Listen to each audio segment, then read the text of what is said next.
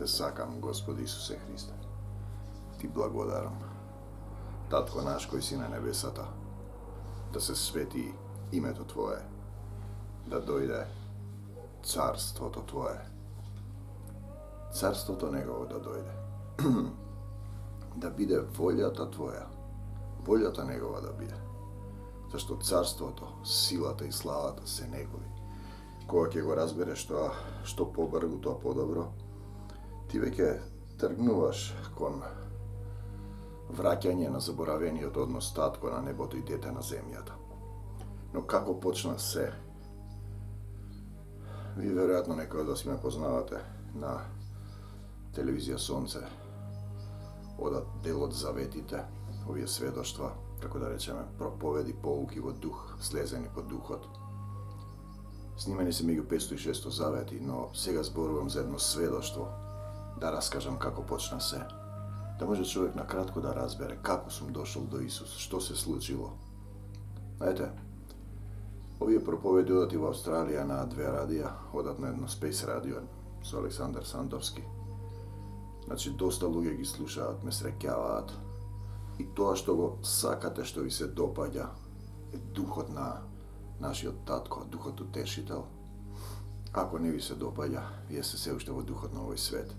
Проблемот е дали си спремен да учиш, да се вратиш повторно, да бидеш дете. Дете на небесен татко. Ако не бидете како мали деца, тој вели нема да влезете во Царството Божјо. Пазете сега. Тоа едно што се сеќаваме дека има внатрешно чувство на изгубеност и незадоволство. Кој сум јас? Зошто сум овде? Што се случува? Не можев да се снајдам во овој паднат свет. Највеќе ме допира неискреноста на луѓето. Тие лажат, крадат. Се сеќавам дека ми ја зема домашната тетрадка во основно оделение. Едно дете и ја представи како своја. Јас не го кажав, но доживеав внатре на вистина страшен момент. Доаѓаш учителката, ми ја зема тетрадката. Со денови сум размислувал, зошто постапуваш така? Како луѓето можат да бидат лоши? Што им се случува? Што е тоа што ги тера внатре? Што им недостасува? Едете, тоа е тој момент. Потоа со денови сум размислувал, се сеќавам дека еднашка влегов во еден, ми испрати баба ми продаваше ракија. Значи, моите родители, родителите на мојата мајка се по потекло од Кратово, таа е родена во Скопје, а мајката на мојот татко е по потекло од Велешко. Значи, двата родители ми се родени од Скопје. И ме прати баба ми да однесам ракија са бајле, бев кај неа на гости. Влегов во еден двор и видов ковчег со мртовец. Може би сум имал тогаш 6-7 години. И тој шок бев сам во дворот, додека некој не се појави, мртовечкиот ковчег беше отворен. И потоа со денови размислував зошто луѓето умираат. Зошто да се умира? Па нели е тоа абсурдно? Зошто да умрам? Зошто? Интересен момент. Тоа се тие потикнувачки прашања. Потоа зошто морам да јадам материјална храна секој ден? И оние потоа се тие прашања зошто морам да учам некои работи кои не ми се допаѓаат. Она што го е одлика на христијанството на Исус Христос и Таткото Небесен е слободна волја. Значи мораш ти од срце да поверуваш. Затоа многу луѓе стојат само на едно место, знаат за Исус, но не му припаѓаат на Исус. И тоа чувство ме доведе до состојба да сум изгубен во овој свет. Несреќен, веројатно имав немир. Знаев дека постои духовен свет од нараните фази. Се сеќавам овде во Маврово, во Мавровската црква. Беше еден мајстор, мислам од Жировници или од Ростуше. И мачкавме тука, јас требаше да останам да спијам. Сам тој ми раскажуваше за оџата, за духовен свет, за состојби. И цела ноќ се сеќавав допир по нозете. Се разбира напади во сон, давење, гушење да ти го земе здивот. И други сатански напади се случуваа, знаев дека постои невидлив свет. И така живеејќи почнав и да пијам во една фаза. Дојде моментот да рипнам од балкон, да се не можев да најдам смисол. Се оженив, завршив основно средно, се запослив на факултетот за драмски уметности. Потоа покасно докторирав и магистрирав на теми од обред до театар, посебно докторскиот труд, каде што истражував како зборот практично може да те исцели. Истражував кај тројца луѓе, ќе дојдеме до тоа. Се оженив, имав 2 деца, но сепак дојде до тоа состојба да изгубам се, да се разведам во кавги, во несреќи. kompletno poraz se razbira со доза на доста пиење алкохол. Додека бев во Лондон еден период, пробував и разни форми на дрога, марихуана, хашиш, луѓето не знаат што да прават, бегаат од овој свет. Гледаат дека во светот нема љубов, нема правда. И така, знаејќи дека ме напаѓа невидлив свет, Таткото Небесен Исус ми праќа постојано луѓе кои имаат некакви предиспозиции дека постои тој духовен свет. Например, имавме една жена, наша сотрудничка пријателка, тетка Мира, која исто така работеше разни техники. Таа не спои со мојата сопруга Стенешна Марија, со која имаме духовни деца и ја водиме оваа заедница сотрудници. Значи, клучното прашање што барам овде, неприпадно, зошто луѓето немаат љубов. Не сум од овој свет, не сум од овде. Значи, пиење, осуда, агресија, блуд, дрога, ги запишувам овие работи, бидејќи сум ги развел на 500 и нешто завети према 600. Бев женет со 2 деца и носев проклетство, например. По женската страна на првата сопруга, може би и по мојата страна. Проклетство, знаете.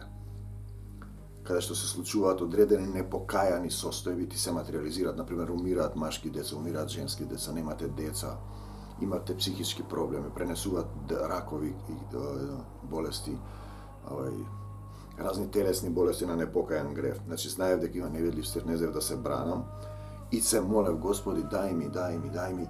И така ние некако потоа наедно се најдов во друштво со 4 луѓе, тетка Мира која работеше разни техники, значи беше христијанка православна, но работеше и други техники, тоа не може да функционира така.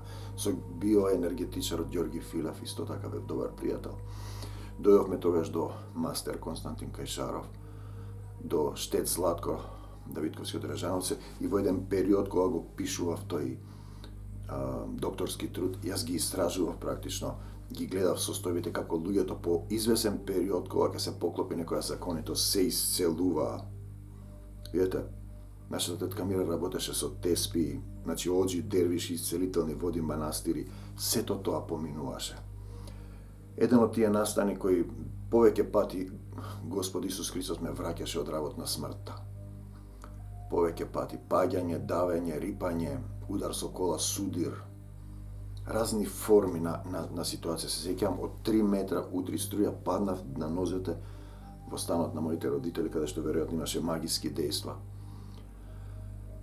Од тело или без тело, не знам, паднав долу и не ми беше ништо. Сум паѓал од големи височини, сум се давел неколку пати и сега тетка Мира ми вели, значи она што ни беше кума, Бог да ја прости, почина, се надевам дека е во Царството Божие и се покаја на крајот. Еден ден сите ќе се собереме таму. Без разлика што вие мислите дека овој свет е нетраен, овој нетраен свет има рок на траење. Требаше да додам за Охрид службено и ми вели, гледам таму карпа со заби. Не влегувај во море, во езеро, кај што има карпи. Го заборавив тој настан, требаше да се заминеме, бевме во Велестово. Човекот што требаше да не вози, испи премногу и отидовме да спиеме повеќе. Не дозволи да ја возам јас автомобилот, бидејќи беше нов, сакаше тој да го вози.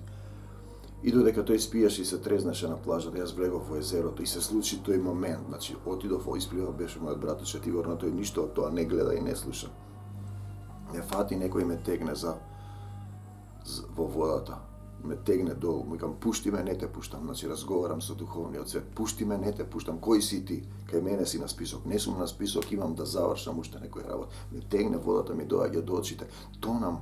И тоа што знаев во тој момент, 3 молитви на памет ги знаев, Ангеле, свети ти ја просветлаш православниот молитвени, кажувам ништо, тонем. Богородице, Дево, радувај се, тонам. Оче наш кој си на небесата, тонам. И се сеќавам, нашата кума тетка Мира, кога помагаше на луѓе, се разбира со разни техники кои вон христијанството, знаеше да каже Пресветла Мајко Божја спаси ме, но јас се памтам таа интонација, бидејќи предавам сценски говор и сум професор на факултетот за драмски уметности, силата со која повика.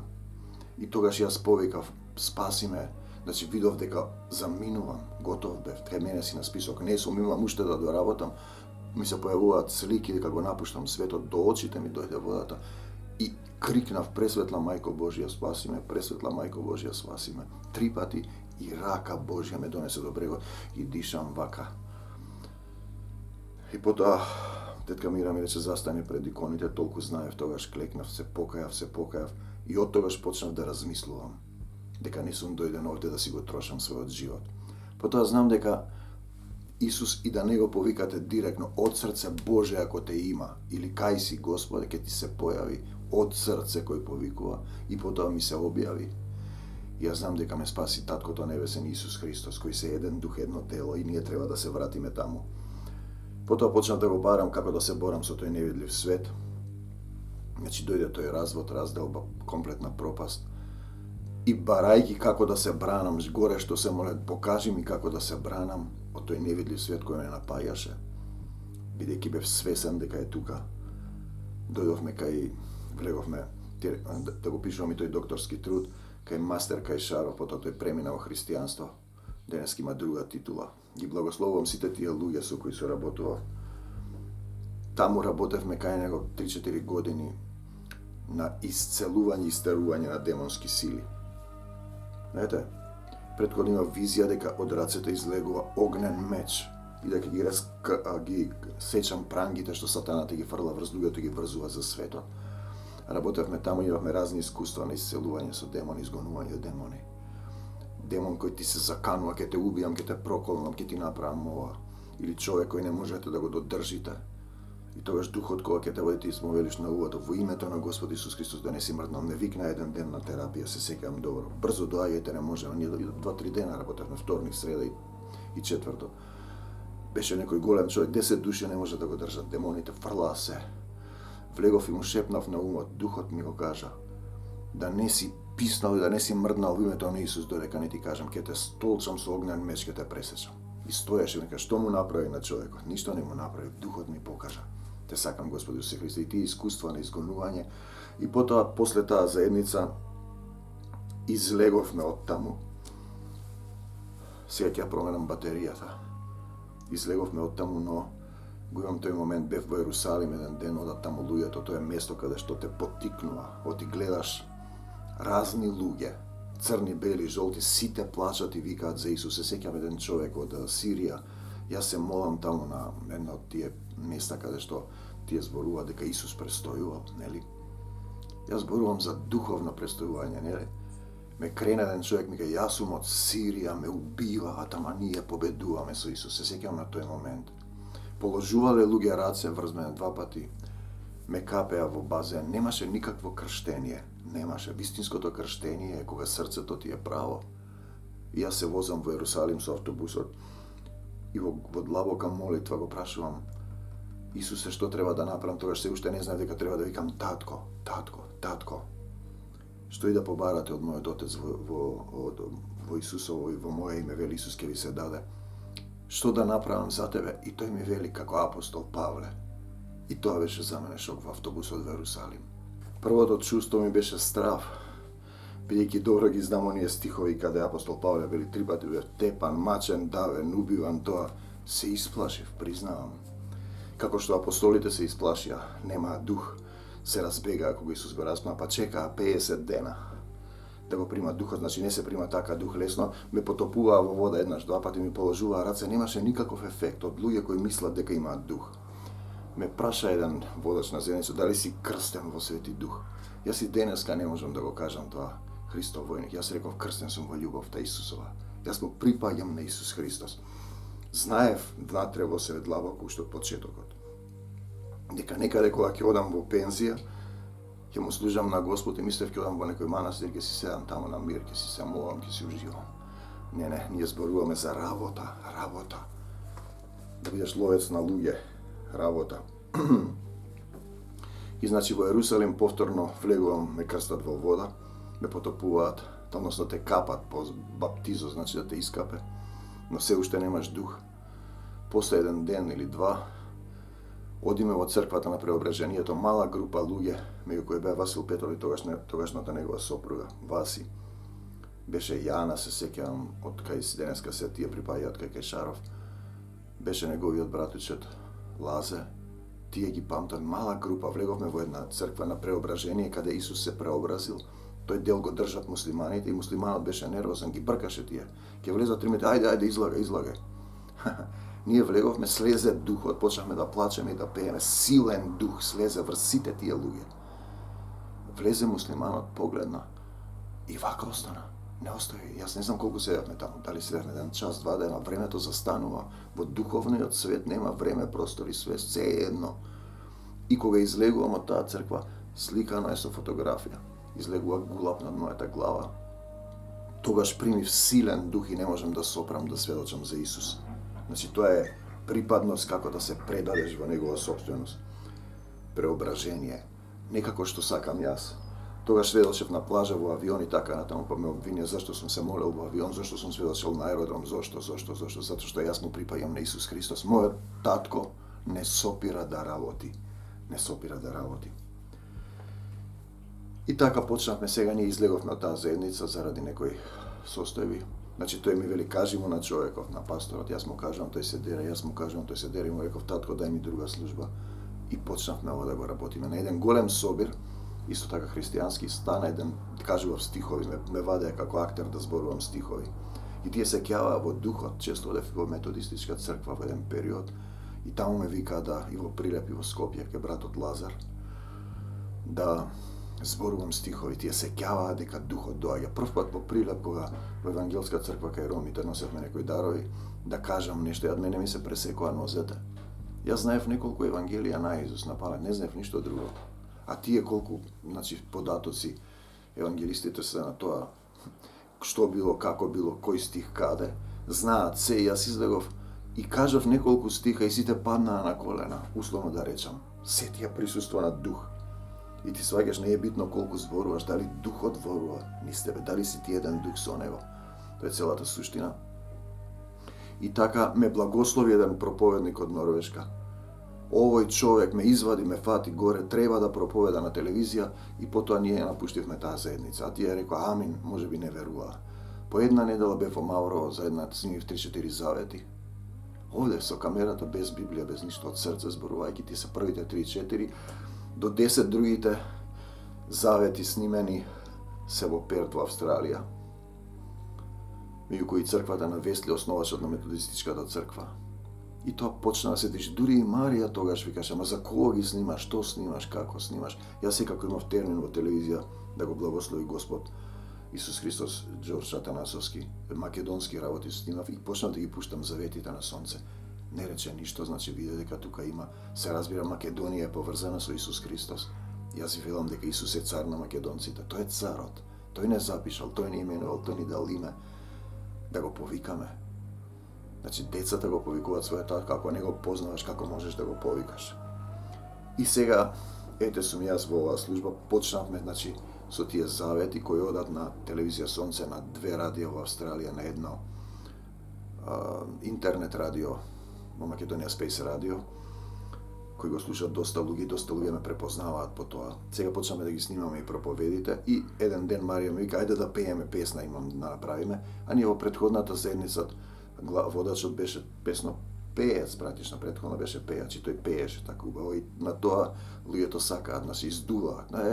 Но тој дух станува баханалиски Дионисов се до моментот додека Исус не влезе во твоето срце. Го немаше тој мир. И јас реков, мамден, ти таму се пееше, во друго место, замина таа, седам на компјутерот и слушам глас ме затресе, се сум ти дал, синко. И замислете, слегува после 3 песни и денес имаме преку 60 песни. Некои од нив ги гледаат по 1000-2000 луѓе, без никаква реклама. Песните се снимени на телефон. Слава ти Господи Исусе Христе. На телефон со една гитара.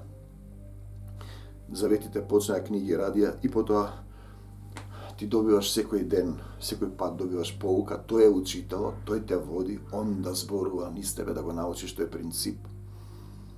Да ги научиш принципите, да ти даде сила да им простиш на сите, никого да не осудиш, да се покаеш, да ја прифатиш неговата волја, да се покаеш за гревовите на неговите предци. И потоа ми даваш и разни визии, например, визија вака одиме надолу, сиви луѓе влечат торби, носат, одат надолу долница, јас држам некого за рака, едно од визиите која ме затресува.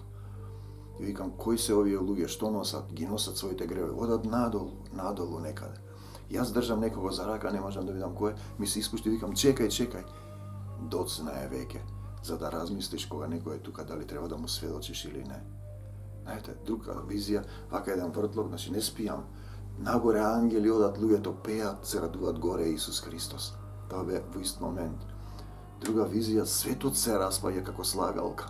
Се распаја, 3-4 дена не може да се смирам. Гори планини се растураат. Луѓето врескаат, ти си лош Бог. Пушти, не сакаме дома. И тој ги враќа дома во материја. Дно на океан. Пазете. Пливаат души како кеси свесни за себе. Горе погледнувам, значи милениуми, години, вечности, што ги викаме ние, вечен е само Бог, другите се минлива, се минлива промена. Исус пее со ангелите горе. Кога ми текна колку време ќе им треба да се вратат и така натаму, другаци ќе видите наскоро чии се црквите, ми вели. Дали црквата е на Исус Христос? Дали е запишана во духовниот катастер? Дали ти си негова собственост, се важни моменти? Дојде ковидот, тие почна да зборуваат за вакцините, да го примаат живот на зверот, исцелувања во сила Исусова. И јас тогаш останував по состојбата. Ние имавме една собраќајка, излетавме од Соколата, со мојот брат што пред да дојдам во христијанство. Сем да ви кажам кој е степенот како човек за да прими сила и служба што е потребно. Слетавме, бевме навечер, не пуштија да спиеме затоа што ја кажав некои работи. Беше политички совет, што не се добри, спротивни на лидерот. Ме оставија навечер у 3 саат по замрзнат асове снег да патуваме. Бевме веќе испиле по една чашка алкохол. Слетавме во Ендек. Братучевот беше со мене, мислеше да останеме таму и сме рекли, не, излегов на патот, се помолив на Господ, прати луѓе, качивме колата и дојдовме во Велес. Тогаш се уште бев православен во една црква. Човекот што отвори црквата каде се најдоа ние мошти, ако се сеќавате. Свети Никола, мислам, беше по стариот пат. А за Велес накај Кавадарци. И тој ми вика, ау, ти си, вика, на сега да каже, тебе сега, ако ти рече Господ, бос по трне ќе тргнеш нагоре. А на врт ми кај, ти си добар, ама ти размислуваш малку. Ли кажам, целиот момент е, остави се земно и врви по мене, дали си по тој момент. И сега, како дојдов до Исус, па имав жет, бев свесен дека овде не припаѓам. Јас знам дека имам татко на небесата, дека Исус е мојот Господ и Спасител. Он ми дава сила, Он ми дава живот, здив и се можам со Исуса. Понекогаш слегува таква сила што можеш земјата да ја фатам и да ја распарчам. Но не го правам тоа, тој ме води. Значи еден ангел го може да победи се, архангел Михаел го победи сатаната, но овде на земјата му рече Исус да те укори. Најважен момент е како ти да му ја предадеш собственоста на Исус. Да се претопиш во неговата љубов, тој да зборува, тој да ги врши делата, тој да исцелува. Тој да те научи да победуваш со љубовта. А ти, брати и пријателе, ова е реална состојба, можам да ви раскажам многу чуда. Како почнав да ме учи, ме болеше коленото или ме болеше грлото, температура и почнав да повторам, јас сум здрав во Исуса Христа, со раните Исусови сум исцелен, со раните по 2-3 сата, болеста исчезна. Оден например имаше напад на демон, мирисаше во собата. Во едно од собите отидов горе, земав Библијата и реков, татко, јас сум твој син Исусе. Јас не отстапувам од десната страна во сила. Излези, мораш да излезеш, ти што ми создаваш, мирис се затресе собата. И излезе, не бргу, по извесен период. И така почнав да ме води, му дозволив. Да ме води, не ја што сакам, значи неговата волја, негова е силата, негово е царството и негова е славата. Ете, брати и пријатели, имаме сега мала група сотрудници. Вторник, четврток, недела имаме обврски, се молим, имаме сотрудници кои слушаат со срцето од глувата популација, Марија преведува. Имаме повеќе сведоштва снимени. И ова се движи и расте, значи филтерот е ако е нешто од луѓе ќе пропадне, но ако е нешто од Бог, не можеш да го сопреш. Ние сме црква регистрирана на Божиот катастер горе на небесата. Собственик на црквата е Исус. Нема друга црква, една црква, еден пастор, едно стадо. Ако имаш било каква потреба, можеш да не побараш. Ние сме сотрудници чии имиња сакаме да бидат запишани, се запишани, тој знае во тело или без тело. Ако од срце сакаш да работиш за Царството Божие, чии имиња се запишани во книгата на животот, ве благословува во мир, љубов, сила, да клекнеш на колена. Господи Исусе Христе, дојди во моето срце и помогни ми. Се покајувам за секој грев.